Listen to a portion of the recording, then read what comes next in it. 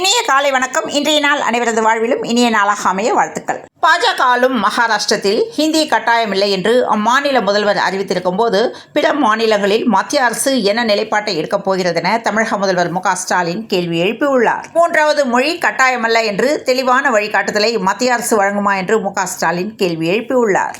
கோடை காலம் தொடங்கிய நிலையில் பல இடங்களில் வெயில் வாட்டி வதைத்து வருகிறது. இருந்தபோதிலும் அண்மையில் கடந்த 16ஆம் தேதி சென்னை உள்ளிட்ட தமிழகத்தின் பல இடங்களில் மழை பொழிந்தது. இந்நிலையில் கடந்த 16ஆம் தேதி அரும்பாக்கம் பகுதியில் பள்ளி மாணவன் ஒருவன் மழை நீரில் நடந்து சென்று கொண்டிருந்த போது மின்சாரம் தாக்கி கீழே விழுந்த சம்பவத்தின் சிசிடிவி காட்சிகள் வெளியாகி வைரலானது.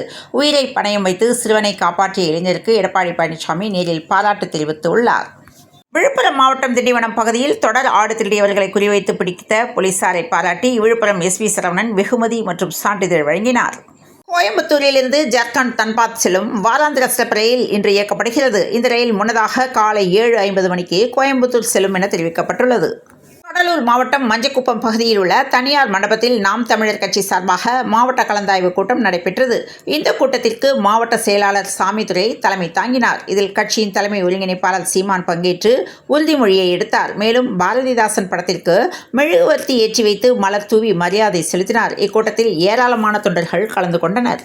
மதுரையில் போலீசாருக்கு வார விடுமுறை நடைமுறைப்படுத்தாதது ஏன் என மதுரை ஐகோர்ட் கிளை கேள்வி எழுப்பியுள்ளது. முசிறி அருகே உள்ள வேலம்பட்டி கிராமத்தை சேர்ந்த பாலசுப்ரமணியன் செல்வி தம்பதியர்களுக்கு கோபிநாத் என்ற மகனும் ஒரு மகளும் உள்ளனர். இந்த தம்பதியின் மகள் கௌசி சென்னையில் உள்ள கல்லூரி ஒன்றில் படித்து வருகிறார். இந்நிலையில் தோட்டத்தில் படுத்திருந்த வாலிபர் மீது பெட்ரோல் ஊற்றி எரித்து கொலை செய்த மர்ம நபர்களை போலீசார் வலைவீசி தேடுகின்றனர். கர்நாடக காவல்துறையின் முன்னாள் டிஜிபி ஓம் பிரகாஷ் பெங்களூருவில் உள்ள அவரது இல்லத்தில் ஞாயிற்றுக்கிழமை கொலை செய்யப்பட்டார். அவரது உடலில் கத்திக்குத்து காயங்கள் இருந்தன. இந்நிலையில் அவரது மகன் கார்த்திகேஷ் இந்த கொலையில் தனது அம்மா பல்லவி மீது சந்தேகம் இருப்பதாக போலீசார் வசம் தெரிவித்துள்ளார். ஜெயலட்சுமி முருகதாஸ் தம்பதியின் கதையை கேட்டால் இமைகள் கண்ணீருக்குள் மூழ்கிவிடும். தன்னம்பிக்கையின் பிறப்பிடமாக திகழும் இவர்களின் இருப்பிடமும் இருள் சூழ்ந்த இவர்களின் வாழ்க்கையும் இரும்பு மனதையும் உருக வைத்துவிடும். விழுப்புரம் மாவட்டம் விக்கிரவாண்டியை அடுத்த பாப்பனப்பட்டு கிராமத்தில் வசித்து வரும் இவர்கள் படியேற முடியாதுன்னு யாரும் வேலை கொடுக்கல என்றும் மாற்றுத்திறனாளி தம்பதியரின் வாழ்க்கை போராட்டமாக இருப்பதாக தெரிவித்துள்ளனர். சிவன் ஆட்டத்தை பார்த்திருப்பீர்கள். 2026 தேர்தலில் சீமான் ஆட்டத்தை பார்ப்பீர்கள் என்று கடலூரில் நாம் தமிழர் கட்சியின் தலைமை ஒருங்கிணைப்பாளர் சீமான் தெரிவித்துள்ளார். மாநகர பஸ் மாதாந்திர பயண சீட்டு விற்பனை 24ஆம் தேதி வரை நீட்டிக்கப்பட்டுள்ளதாக தகவல் வெளியானது. ஹிந்தி திணிப்பு காரணமாக மகாராஷ்டிராவில் அஞ்சும் பட்னாவிஸ், மோடி பதிலளிக்க வேண்டும் என ஸ்டாலின் ட்வீட் செய்துள்ளார். கவர்னர் தலைமையில் துணைவேந்தர்கள் மாநாடு சுப்ரீம் கோர்ட்டை அவமதிக்கும் செயல் என்று திருமாவளவன் தெரிவித்துள்ளார். ஒன்றிய அரசின் கீழ் செயல்படும் ஆளுநர் RN ரவிக்கு இருப்பிடம் முதல் ஊதியம் வரை வழங்குவது தமிழ்நாடு அரசுதான் என்பதை RN ரவி முற்றிலுமாக மறந்து முழுக்க பாஜகவின் பிரச்சார குரலாகவே தமிழ்நாட்டில் செயல்பட்டு வருகிறார் என்றும் பதவிக்காலம் முடிந்த பிறகும் வெட்கமின்றி ஒட்டிக்கொண்டிருக்கும் RN ரவி என்று திருமாவளவன் கண்டனம் தெரிவித்துள்ளார். ஒன்றிய பாஜக அரசே இந்தி திணிப்பை தெளிவுபடுத்துக என்று முதலமைச்சர் மு.க.ஸ்டாலின் வலியுறுத்தியுள்ளார். சென்னை அடையாறு இந்திரா நகரில் அமைந்துள்ள பெருநகர் மாநகராட்சி பூங்காவில் உள்ள சிறுவர் விளையாட்டு திடலில் இருக்கும் விளையாட்டு உபகரணங்கள் ஒன்று கூட பயன்படுத்தும் நிலையில் இல்லை. பழுதடைந்தும் குப்பை கூலங்களுடன் இருந்த நிலையில் விகடன் சுட்டி காட்டியதால் பயன்படுத்த முடியாத நிலையில் இருந்த பூங்காவை அதிகாரிகள் சீரமைக்கின்றனர். விஜய் தலைமையிலான தமிழக வெற்றிக் கழக பூத் கமிட்டி கருத்தரங்கு கோவையில் நடைபெற இருப்பதாக கட்சியின் பொதுச் செயலாளர் என். ஆனந்த் அறிக்கை வெளியிட்டுள்ளார். கோவை மாநகராட்சி கழிவறைக்கு வைக்கப்பட்டுள்ள முன்னாள் முதல்வர் அண்ணாதுரை, கக்கன் ஆகியோர் பெயர்களை அழிக்க வேண்டும். அதற்கு காரணமானவர்கள் மீது கடுமையான நடவடிக்கை எடுக்க வேண்டும் என்றும் பாஜக முன்னாள் தலைவர் அண்ணாமலை வலியுறுத்தியுள்ளார். அருப்புக்கோட்டையில் பலத்த சூறாவளி காரணமாக விளம்பர பலகை மரங்கள் சாய்ந்த நிலையில் போக்குவரத்து பாதிப்பு ஏற்பட்டது. கன்னியாகுமரி அரசு மருத்துவக் கல்லூரி மருத்துவமனையில் கைதிகளுக்கான சிகிச்சை வார்டு இல்லாமல் இருந்தது. இதன் காரணமாக சிகிச்சைக்கு அனுமதிக்கப்படும் கைதிகள் பொதுமக்கள் பயன்படுத்தும் பொது சிகிச்சை வார்டுகளில் அனுமதிக்கப்பட்டு இருந்தனர். இதன் காரணமாக பாதுகாப்பு உள்ளிட்ட பல்வேறு பிரச்சனைகள் இருந்தன. இந்நிலையில் குமரி மருத்துவக் கல்லூரியில் கைதிகளுக்கான சிறப்பு சிகிச்சை வார்டை எஸ்பி ஸ்டாலின் திறந்து வைத்தார். முட்டம் துறைமுகத்திலிருந்து சென்ற விசைப்படகு சரக்கு கப்பல் மீது உரசியது. இருப்பினும் 20 மீனவர்கள் அதிர்ஷ்டவசமாக உயிர் தப்பினர். நீலகிரி மாவட்டத்தில் அமல்படுத்தப்பட்டுள்ள இ-பாஸ் நடைமுறை இனி 4 முக்கிய சோதனை சாவடிகளில் மட்டுமே கடைபிடிக்கப்படும் என்று மாவட்ட நிர்வாகம் தெரிவித்துள்ளது. தமிழ்நாடு காவல்துறையில் பணியாற்றும் காவலர்களுக்கு வார விடுமுறை அளிக்கப்பட வேண்டும் என்கிற அரசு உத்தரவை அமல்படுத்த கோரி உயர்நீதிமன்றத்தில் மனு தாக்கல் செய்யப்பட்டுள்ளது. தமிழ்நாடு முழுவதும் அரசியல் கட்சிகள் வைத்துள்ள கொடிக்கம்பங்களை அகற்ற வேண்டும் என சென்னை உயர்நீதிமன்ற மதுரை கிளை வழங்கிய தீர்ப்பை எதிர்த்து மார்க்சிஸ்ட் கம்யூனிஸ்ட் கட்சி மேல்முறையீடு செய்துள்ளது.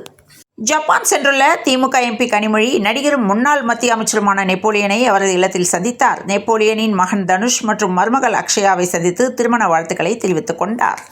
சட்டவிரோத பண பரிவர்த்தனை செய்ததாக அமலாக்கத்துறை தொடர்ந்த வழக்கில் ஜாபர் சாதிக்கிற்கு சென்னை ஐகோர்ட் ஜாமீன் வழங்கியுள்ளது. மகேந்திர குழுமத்தின் தலைவராக தமிழ்நாட்டை சேர்ந்த வேலுசாமி நியமனம் செய்யப்பட்டுள்ளார். சூரிய ஒளி மின் உற்பத்தி செய்யும் கருவிகளை பொருத்தும் பணிகளை சிதம்பரத்தில் உள்ள ஒரு தனியார் மேற்கொண்டு வருகிறது.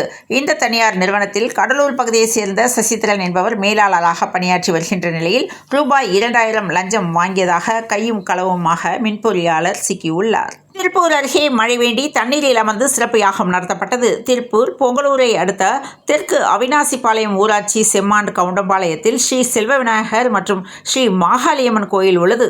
இந்த கோயிலில் மழை வேண்டி சிறப்பு யாக பூஜை நேற்று நடைபெற்றது.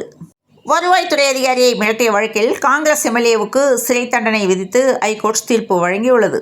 சாதிய வேறுபாடுகளை கலைந்திட இந்துக்கள் ஒரே கோவில் ஒரே கிணறு ஒரே மயானம் என்ற கொள்கையை பின்பற்ற வேண்டும் என்று RSS அமைப்பின் தலைவர் மோகன் பகவத் தெரிவித்துள்ளார். 10ஆம் வகுப்பு சமூக அறிவியல் பாடத்தில் ஒரு மதிப்பெண் வினாக்கள் பிரிவில் 4வது கேள்விக்கு பதிலளித்திருந்தாலே ஒரு மதிப்பெண் வழங்கப்படும் என்று தெரிவிக்கப்பட்டுள்ளது. தமிழகத்தில் 10ஆம் வகுப்பு பொதுத் தேர்வு விடைத்தாள் திருத்தும் பணிகள் இன்று தொடங்கி நடைபெற்று வருகிறது. இதற்காக தமிழகம் முழுவதும் சுமார் 80க்கும் மேற்பட்ட மையங்கள் அமைக்கப்பட்டுள்ளன. வரும் 30ஆம் தேதி வரை நடைபெறவுள்ள இந்த பணிகளில் சுமார் 95,000 ஆசிரியர்கள் ஈடுபடுத்தப்பட உள்ளனர். இந்நிலையில் 10ஆம் வகுப்பு பொதுத் தேர்வு வினாத்தாளில் குழப்பம் ஏற்பட்டுள்ளதால் கருணை மதிப்பெண் வழங்க உத்தரவிடப்பட்டுள்ளது. நெசவாளர் உதவித்தொகை விவகாரத்தில் தேர்தல் வாக்குறுதி நிறைவேற்ற நயினார் நாகேந்திரன் வலியுறுத்தியுள்ளார். சென்னை ராயபுரத்தில் மருத்துவமனையில் கர்ப்பப்பை பிரச்சினை காரணமாக அனுமதிக்கப்பட்ட பெண்ணுக்கு சிறுநீரகத்தில் அறுவை சிகிச்சை நடந்ததாக உறவினர்கள் குற்றம் சாட்டு வைத்துள்ள சம்பவம் பரபரப்பை ஏற்படுத்தியுள்ளது. உத்தப்புரம் முத்தாலம்மன் கோயிலில் எவ்வகையிலும் வழிபாட்டுக்கு தடை விதிக்கக்கூடாது என ஐகோர்ட் மதுரை கிளை ஆணையிட்டுள்ளது. அனைத்து சமூகத்தினரும் வேறுபாடின்றி கோயிலில் வழிபடலாம் என்று ஐகோர்ட் கிளை தெரிவித்துள்ளது. IPL கிரிக்கெட் தொடரில் இன்று நடைபெற்ற ஆட்டத்தில் Kolkata night Riders Gujarat Titans அணிகள் விளையாடின. ஈடன் கார்டன் மைதானத்தில் நடைபெற்ற இந்த போட்டிக்கான டாஸ் வென்ற கொல்கத்தா கேப்டன் ரஹானே பந்துவீச்சை தேர்வு செய்தார். இந்நிலையில் 31 ரன்கள் வித்தியாசத்தில் கொல்கத்தா அணியை குஜராத் வீழ்த்தியது. கேப்டன் சுப்மன் கில் சாய் சுதர்சன் அரை சதம் கடந்து கை கொடுக்க குஜராத் அணி 39 ரன் வித்தியாசத்தில் வெற்றி பெற்றது. BCCI சம்பள ஒப்பந்த பட்டியலில் ஸ்ரேயாஸ் இஷான் கிஷான் மீண்டும் இடம்பெற்றனர். இன்று சென்னையில் 22 கேரட் ஆபரண தங்கத்தின் விலை ஒரு சவரன் 72,120 ரூபாய்க்கும் 1 கிராம் 9,015 ரூபாய்க்கும் விற்பனையானது. தென்னிந்திய பகுதிகளின் மேல் வளிமண்டல கீழடுக்கு பகுதிகளில் கிழக்கு மற்றும் மேற்கு திசை காற்று சந்திக்கும் பகுதி நிலவுகிறது. இதன் காரணமாக 27ஆம் தேதி வரை தமிழகத்தில் மிதமான மழைக்கு வாய்ப்பு உள்ளதாக சென்னை வானிலை ஆய்வு மையம் தகவல் தெரிவித்துள்ளது. தொடர்ந்து இணைந்திருங்கள் பிரபாஸ் கதமம் செய்திகளுடன். மீண்டும் மற்றொரு செய்தியில் சந்திப்போம். நன்றி, வணக்கம்.